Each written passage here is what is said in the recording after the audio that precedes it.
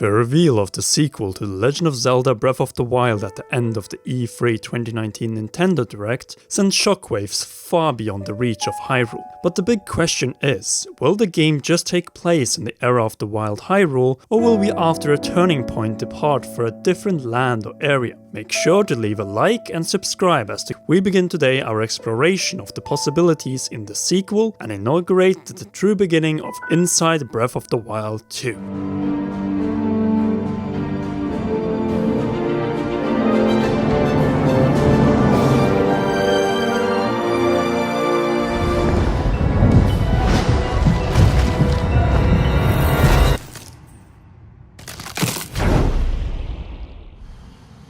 Hello everyone and welcome to the premiere episode of Inside Breath of the Wild 2. Yes, we said that in the analysis, but now we mean it for real. Since this is the beginning of a journey that we over the next few months will take together. But before we set off, we first need to try to answer one big question. Are we only stuck in Hyrule in the sequel? Or will we, just like in any other previous Zelda, eventually go beyond the borders of Hyrule from the last game?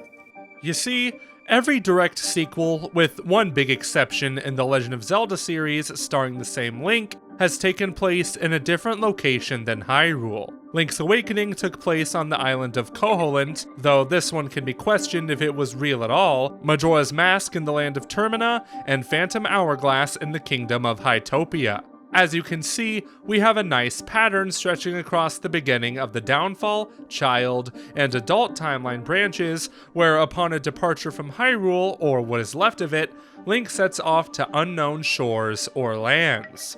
What connected all these links was the urge or need to go on a quest to fulfill something, and in those cases, all of them required Link's departure from Hyrule, but not in Breath of the Wild's true ending, where Princess Zelda clearly states, although Ganon is gone for now, there is still so much more for us to do, and so many painful memories that we must bear.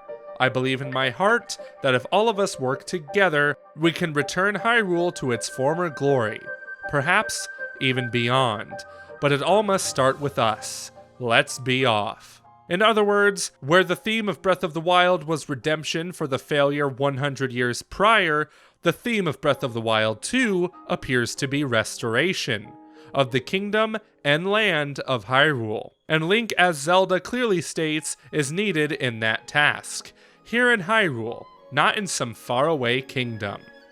From the reveal trailer, it is obvious that Zelda's restoration has one hurdle in the way, named Ganondorf. But this also goes in line with the exception from the direct sequel convention, namely Zelda 2 The Adventure of Link, which had another princess who Link needed to save or wake up, took place in the same Hyrule as found in The Legend of Zelda, and then a little more, and when I say a little, I mean 4 times that of the overworld found in the original. Oh, and they tried to resurrect Ganon, which isn't that exactly what is going to happen in Breath of the Wild 2? Then how do we see Breath of the Wild 2 in this context? We think this can go a few ways. The first one is that we are only in Hyrule temporarily at the beginning of the game, and upon completing the first temple, Link, Zelda and Ganondorf are sent with Hyrule Castle to a completely different location. This will be very exciting, as it will give us a whole new land to explore. Just what was the case with Hyrule in Breath of the Wild, Koholint in Link's Awakening, Termina in Majora's Mask, and the world of the Ocean King in Phantom Hourglass. And just like in the case of Hyrule, the new land will offer brand new locations we have no idea of and can't possibly predict. This would give us a completely new Zelda experience, though with 2 of the main characters from Breath of the Wild. But this most ambitious alternative would severely prolong development of the game. And even though the Switch is going nowhere until, well, say 2023, it is more likely that Nintendo aims for a release of Breath of the Wild 2 next year, or at the latest in 2021. Instead, we see a few other options. The next one is the following: a combo of a traditional linear progression-wise quest in Hyrule, complete a few Zonai temples to open the path to Ganondorf, and then, following the confrontation, end up in a different location, say 15 to 20 hours into the game. Same as what was the case with the big transition in past Zelda games, such as A Link to the Past and A Link Between Worlds. But even that will require brand new lands, so longer development. No, the most likely option is that, just as Aonuma-san stated to Kotaku, Breath of the Wild 2 started as DLC Pack 3 for Breath of the Wild, but quickly grew into a new game of its own. In other words, this Ganondorf quest was always destined for Hyrule, where all battles among Ganondorf, Zelda, and Link have taken place. In other words, a more personal, story-driven quest. And though it may not involve a completely new Hyrule, it might still offer more new things than we could possibly imagine, such as proper underground and underwater exploration. In Breath of the Wild, the only places we could explore underground were the shrines, Hyrule Castle, and the final trial in the Champion's Ballad. No caves or connected underground systems. In the case of water, the lack of exploration was even more extreme, as the only way we could explore the massive bodies of water was on its surface, or through the use of the Sheikah Slate to fish out submerged chests and items. Or, farming fish with bombs. The last one was fun, but it's a shame that direct underwater gameplay was excluded, since look at how beautiful the coastline of Hyrule is under the surface. We don't know about underwater exploration, but humid and dark caverns seem to be an integral part of the gameplay in Breath of the Wild 2, in particular to locate the sealed Ganondorf and then face him with the only weapon capable of inflicting wounds to him, the Master Sword. What will happen upon this confrontation remains a mystery, just like the Zonai and their civilization, but we have a full theory about them, so check that one out. Anyhow, those are two new ways to add more content to Hyrule in Breath of the Wild sequel, as the rest of the land has been pretty much covered by everyone who completed the 120 plus shrines, plus expansion shrines, and in particular for all of those who collected all 900 Korok seeds. But where some see weakness and completion, it is likely that the development team at Nintendo EPD sees opportunities in going deeper into a land that we probably have just scratched the surface of. Since who are the mysterious Zonai, and what is the map of an unknown past? All landmarks that for sure have their own stories to tell and adding more substance to the world of Hyrule. In other words, making more out of what we already have through, say, new Zonai objectives, new areas of Hyrule Castle to explore, the Sheikah Laboratory, where we fought Calamity Ganon, that are not directly related to the Sheikah Shrines and Korok Seeds. And this is where the great opportunity of Breath of the Wild 2 lays. Filling out Hyrule with even more content, and also shake up things by rearranging a few locations and adding new purpose to establish settlements such as Kakariko Village, Gerudo Town, Hateno and Rito Village, and more importantly, the newly built Tarry Town, and possibly connected to the Zonai Lurelin Village. Our adventure and exploration of Hyrule has just begun, and the shrines were just an introduction to a ruined kingdom that has been hiding secrets for us Zelda fans for tens of thousands of years. Of course, there is more to see and discover in this land where the entire Zelda timeline was blended into one and delivered the best it had to offer from races, landscapes and regions, rivers and lakes, and so on. At the same time, we cannot forget one thing, and that is that this Zelda game will thematically and story-wise be the darkest in the entire series. This in itself will likely turn Hyrule into a completely different location than the one we know from Breath of the Wild. A good example here is the rising Hyrule Castle at the end of the reveal trailer, which seems to be equivalent to how the Great Plateau made its way up to its current height through the use of advanced Sheikah technology. Expect confrontations from the living dead beyond just Stal monsters. Why? For one, Ganondorf seems to be a part of the Re-Deads this time around, and the caves and dark and scary temples and locations share a clear similarity to those found in Majora's Mask.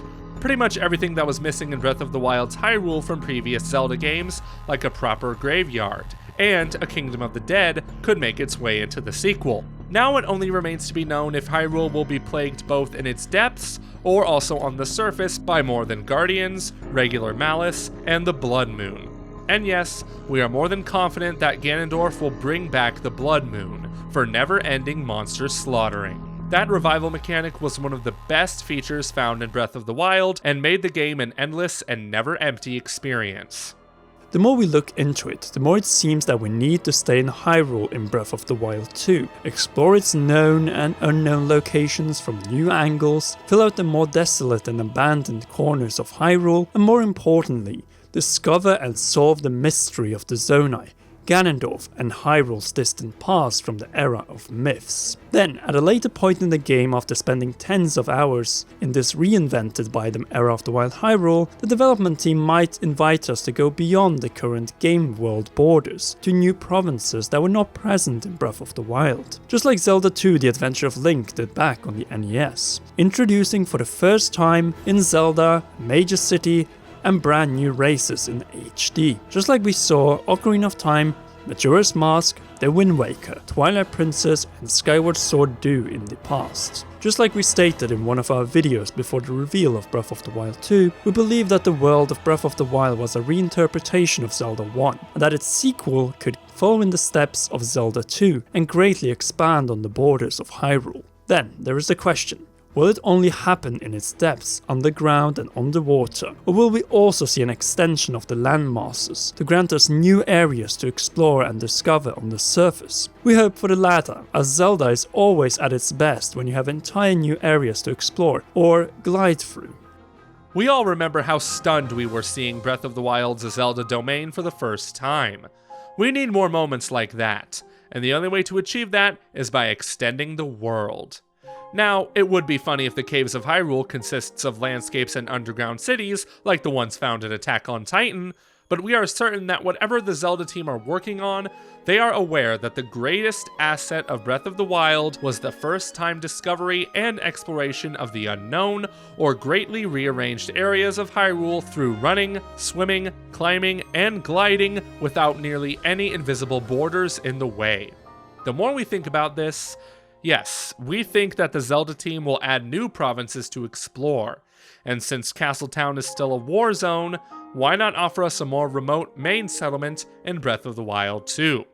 As you can see, the possibilities for Breath of the Wild's Hyrule are endless and require further studies. Luckily, this video and episode marks the beginning of our journey across Breath of the Wild 2's Hyrule, as we will slowly but surely make our way through the vast reaches of Hyrule, building up to the game's release, just like we did with Zelda Unknown back in 2015 and 2016. In order to celebrate the start of Inside Breath of the Wild 2, Nintendo was kind enough to provide us 3 North American codes for Cadence of Hyrule, Crypt of the Necrodancer featuring The Legend of Zelda. If you'd like to win one of those codes, all you have to do is visit our Twitter account, follow us, and retweet our contest tweet to be entered to win. Good luck to all of you! The best thing is that the next episode in this brand new, though at the same time older Zonai's channel series is coming already next week, and will go over a very important region of Hyrule. So for now, make sure to leave a like and subscribe and press that shiny notification bell to not miss our upcoming episodes. Inside Breath of the Wild 2, Zelda Unknown 2 is back and here to stay as we have a full game world to go over.